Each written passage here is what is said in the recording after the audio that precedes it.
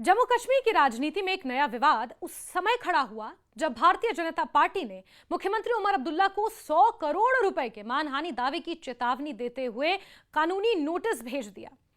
BJP का आरोप है कि मुख्यमंत्री ने पार्टी और उनके नेताओं पर बिना किसी ठोस सबूत के गंभीर और मानहानिकारक आरोप लगाए हैं, जिससे पार्टी की सार्वजनिक छवि और प्रतिष्ठा को नुकसान पहुंचा है।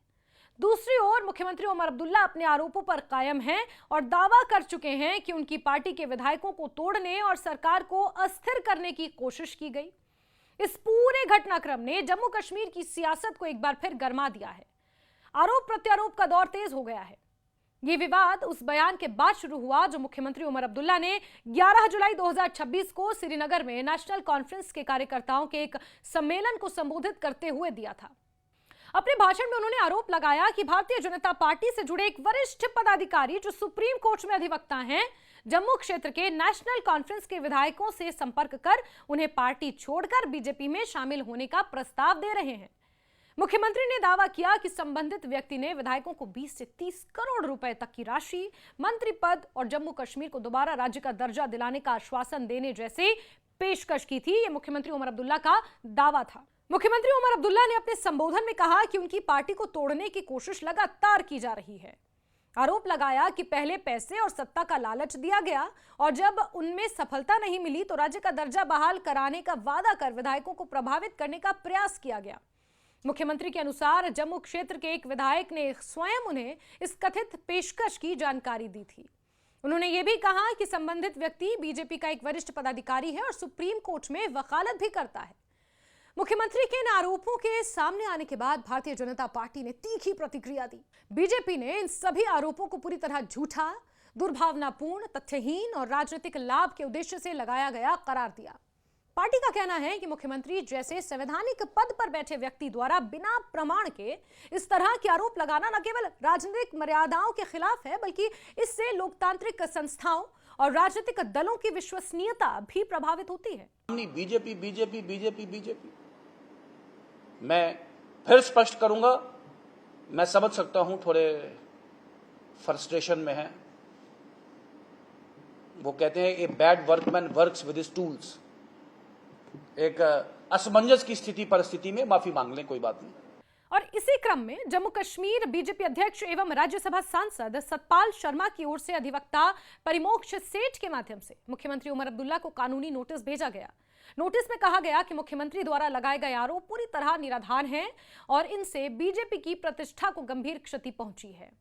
नोटिस में मुख्यमंत्री से 7 दिनों के भीतर अपने बयान को लिखित रूप में वापस लेने, बिना शर्त सार्वजनिक माफी मांगने और भविष्य में इस प्रकार के आरोप लगाने से परहेज करने की मांग की गई है। बीजेपी के कानूनी नोटिस में कहा गया है कि मुख्यमंत्री के बयान का व्यापक प्रसारण प्रिंट मीडिया, इलेक्ट्रॉनिक मीडिया और डिजिटल प्लेटफॉर्म पर हुआ। इससे देश भर में पार्टी की छवि प्रभावित हुई और करोड़ों कार्यकर्ताओं की भावनाओं को ठेस पहुंची। नोटिस के अनुसार यदि निर्धारित समय सीमा के भीतर मुख्यमंत्री अपने आरोप वापस नहीं लेते और सार्वजनिक माफी नहीं मांगते तो बीजेपी उनके खिलाफ 100 करोड़ रुपए के मानहानि दावे के साथ साथ अन्य दीवानी और आपराधिक कानूनी कार्रवाई भी शुरू कर देगी। नोटिस में यह भी कहा गया कि भारतीय जनता पार्टी विश्व की सबसे बड़ी राजनीतिक पार्टी है, जिसके 14 करोड़ से ज्यादा पंजीकृत सदस्य हैं। पार्टी ने दावा किया कि प्रधानमंत्री नरेंद्र मोदी के नेतृत्व में बीजेपी देश को वैश्विक शक्ति बनाने की दिशा में कार्य कर रही है और ऐसे में इस तरह के आधारहीन आरोप पार्टी की साख को नुकसान पहुंचाने का प्रयास है। बीजेपी का यह भी कहना है कि लोकतांत्रिक राजनीति में आलोचना स्वीकार्य है, लेकिन बिना प्रमाण के गंभीर आरोप लगाना कानून और लोकतांत्रिक मर्यादाओं दोनों का उल्लंघन है।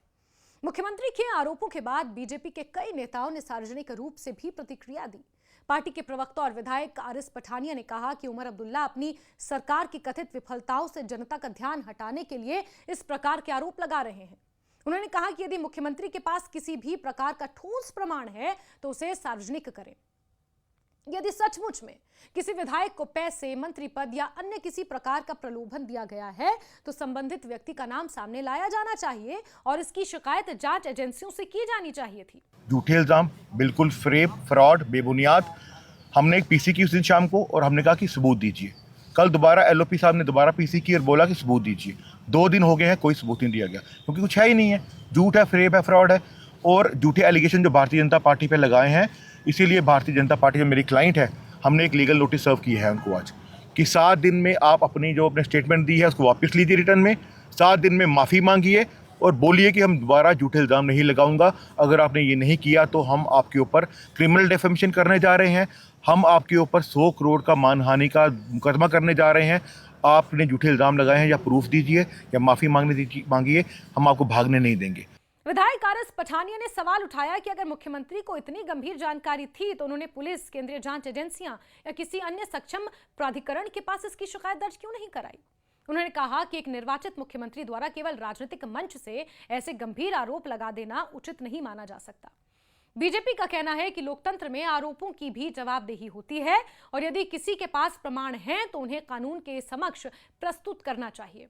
बीजेपी ने अपने बयान में स्पष्ट शब्दों में कहा कि मुख्यमंत्री को 2 विकल्पों में से एक चुनना होगा, या तो वो अपने आरोपों के समर्थन में विश्वसनीय सबूत प्रस्तुत करें या फिर सार्वजनिक रूप से माफी मांगे।